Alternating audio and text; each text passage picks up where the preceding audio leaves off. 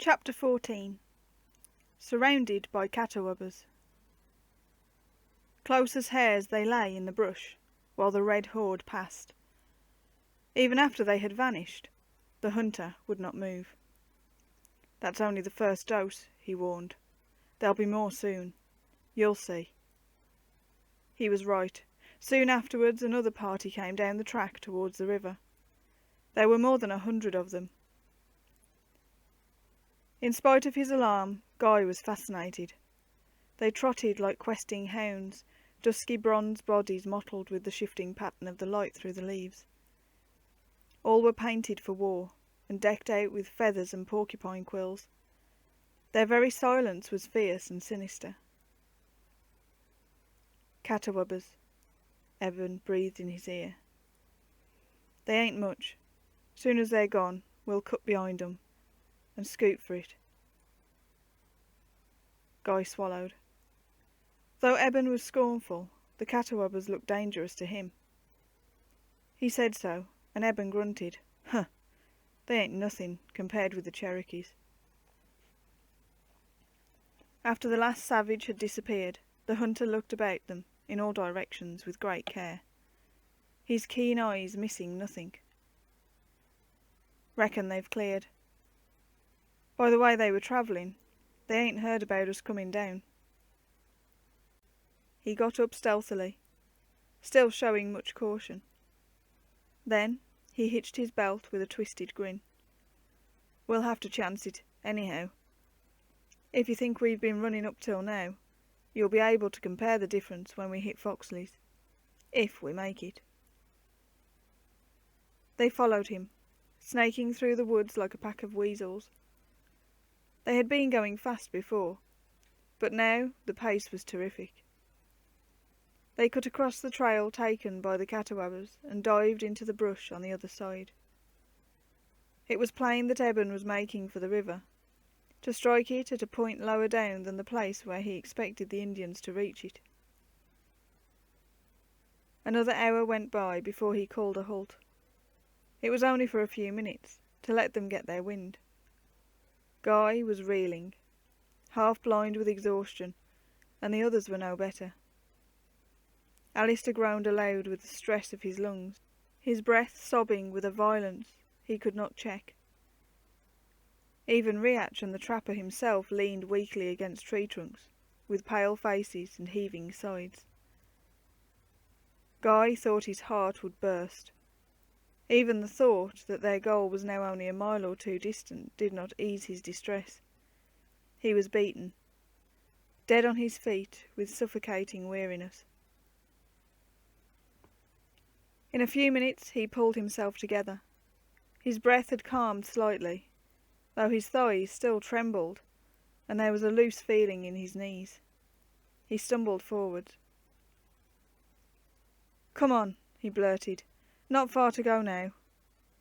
Teeth gritted, he made his feeble legs obey him and plunged ahead. Dumbly the others lurched after him, dazed and silent. Once going, they felt better. Their limbs moved as if by machinery, in that stage of fatigue which comes before collapse. In a short distance they reached another trail. This was a well-used path, broad and clearly marked. It had been used by horses, for the marks of their hooves were imprinted in the beaten soil. Eben gazed down at them owlishly. "Riders been along here less than an hour ago," he croaked. "Wonder what in time they're doing around here." "Some of Foxley's men? You said he had horses." Guy was not very interested. Eben shook his head. "These ain't Abel's pack ponies. These are big osses, shod all round. There was 3 of 'em, and one was a woman." "A woman?" The words jerked them out of their exhausted stupor. Soberly they exchanged worried glances. A woman in this perilous neighbourhood made things even worse. She must be warned, if it were possible. "She must be found," Alister addressed Eben harshly. "This is no place for any female. Are you sure of this? Eben nodded. He picked something off a twig at the side of the trail, where a bough hung down. Holding it out in his fingers, he showed it to them. That came off no man's head, too long and fine. Guy examined it. It was a single hair, which shone like white gold in the trapper's gnarled fingers. He wondered who the woman could be, with long fair tresses. A pang seized him as he remembered where he had seen hair like that before. No, he thought, it could not be. A slow, awful horror crept on him, as he realised that she and her father were travelling somewhere up here. Anne Aubrey. Was it she who had left the gold thread on the twig to tell of her passing? He prayed hard that it was not. One of us can go to the post, he said. The rest can try to find them. Eben wagged his head, frowning. It'll be a risky affair, he growled. They're heading straight for that passel of Catawbas the way they're going. The trail leads upriver, as you can see. That may be. Guy's voice was blunt, almost brutal. I'm going after her anyway. You can go on if you'd rather. He swung around and staggered off up the trail. Come back, you crazy young fool. Eben and the rest set out after him desperately. You'll only get yourself killed. Besides, that message has to get through to the store. You take it then. Guy flung the words over his shoulder. I'm going back. But the dispute was settled for them before it went any further. Away up the trail a brief report cut the silence, and then another. Them was pistols, Eben said, not light and sharp the way rifles crack. They've met the Catawbas. Hard after the gunshots came a thin wavering screech, the awful whooping they had heard all too often during the last days. His weariness forgotten, Guy was already running up the path. The others lurched after him in grim loyalty. Unarmed except for the pitiful weapons Exxon had left them, none thought what they were going to do against a host of fiendish savages. They had not gone far when another sound reached them. Hoofs drummed rapidly, growing louder.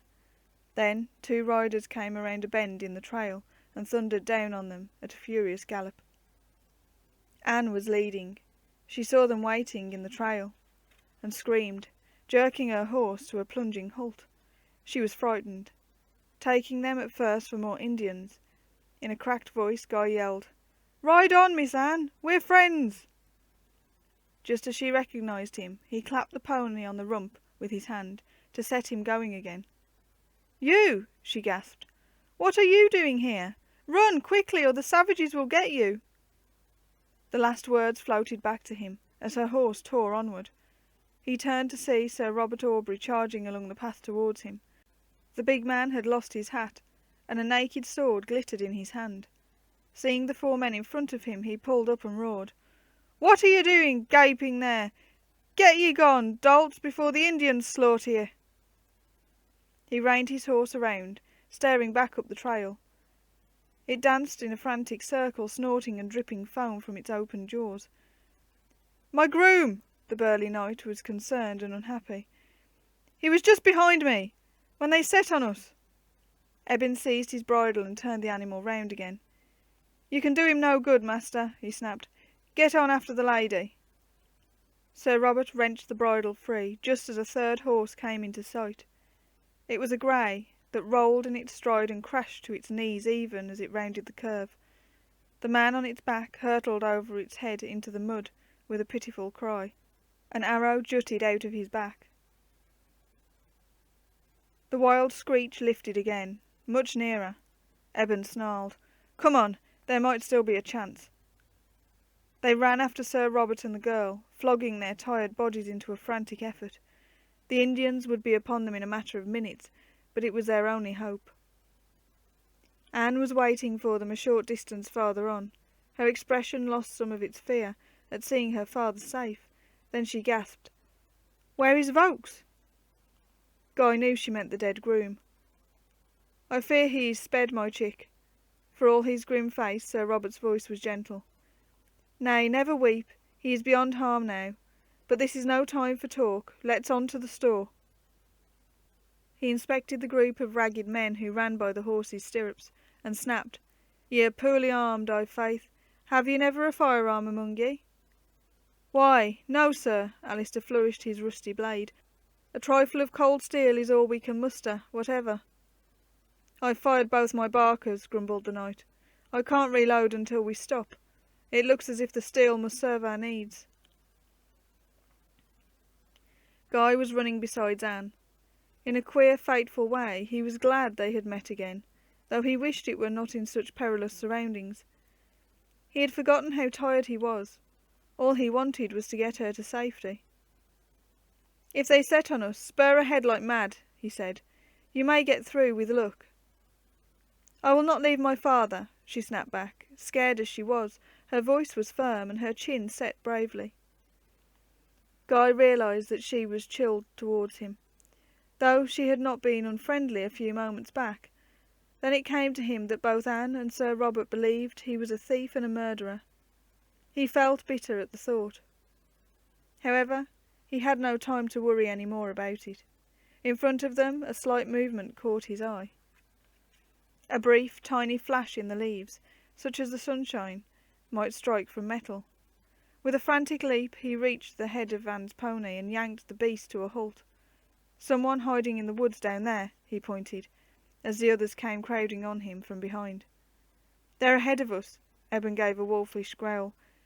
"Hit for the bush, quick!" Guy thrust the pony hard across to the right, telling the girl to bend low and guard her face from the whipping boughs. With a reckless plunge they crashed into the timber, as the shrill howl lifted once again.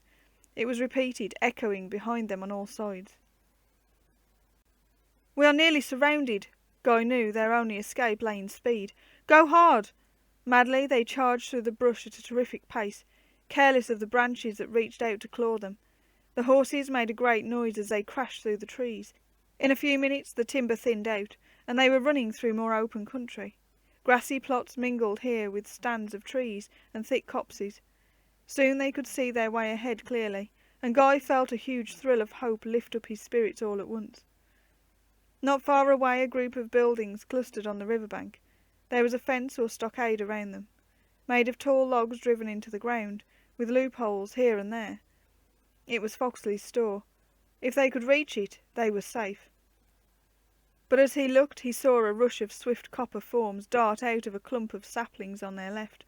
The awful whoop dinned in their ears, loud and appalling, and the Indians closed with them.